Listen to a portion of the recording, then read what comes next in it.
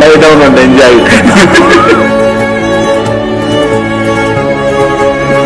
Lie down and enjoy. That's exactly.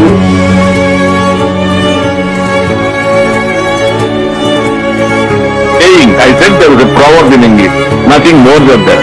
So if that is also just make a comment. I don't feel it wrong. If you feel so, you are at liberty to do that. Thank you.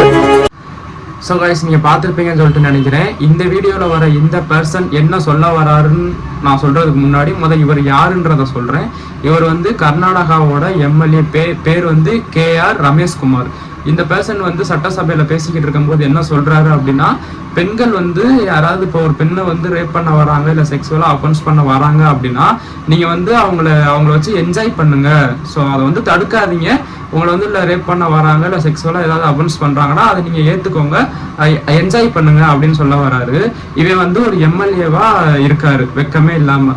So நான் என்ன கேட்குறேன் அப்படின்னா, இந்த மாதிரி போஸ்டிங்கில் இருக்கவங்க, இந்த மாதிரி அரசியல்வாதிங்க, இந்த மாதிரி பெரிய பெரிய ஆளுங்களை பற்றி பேசினா ஜெயில் தண்டனை, ஃபைன் அப்படின்னு சொல்லிட்டு ஒரு சட்டமே இருக்கு. ஆனா இவங்களே தப்பா பேசுனா ஸோ இவங்களுக்கு யாரு பனிஷ் பண்றது?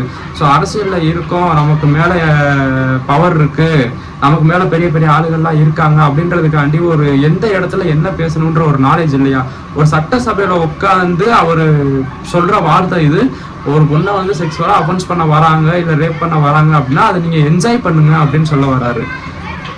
இந்த வீடியோ வந்து இப்போ சோசியல் மீடியாவில் போயிட்டுருக்கு. இந்த வீடியோ வந்து ஒரு 3 நாளைக்கு முன்னாடி நடந்த சம்பவம் இது. இதை எனக்கு ஒருத்தவங்க அனுப்பிவிட்டு இதை பற்றி நீங்கள் பேசுங்க அப்படின்னு சொல்லியிருந்தாங்க. இதை பார்க்கும்போது எனக்கே ரொம்ப ஷாக்கிங்காக இருந்துச்சு. இது என்னதான் நம்ம தமிழ்நாடு இல்லாமல் வெளி மாநிலமாக இருந்தாலுமே இப்படியெல்லாம ஒரு ஓப்பன் டாக்காக ஒரு விஷயத்த பேசுவாங்க. இப்படிலாம் பேசினா அந்த ஊர் பொண்ணுங்களுக்கு எப்படி ஒரு பாதுகாப்பு இருக்கும், எப்படி அந்த நாட்டோட அரசாங்க சட்டம் எப்படியெல்லாம் இருக்கும் அப்படின்றது ரொம்ப கேவலமாக இருக்குது.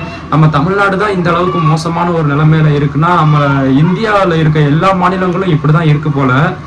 ஸோ எனக்கு தெரிஞ்ச ஃபாரின் கண்ட்ரீஸ்லாம்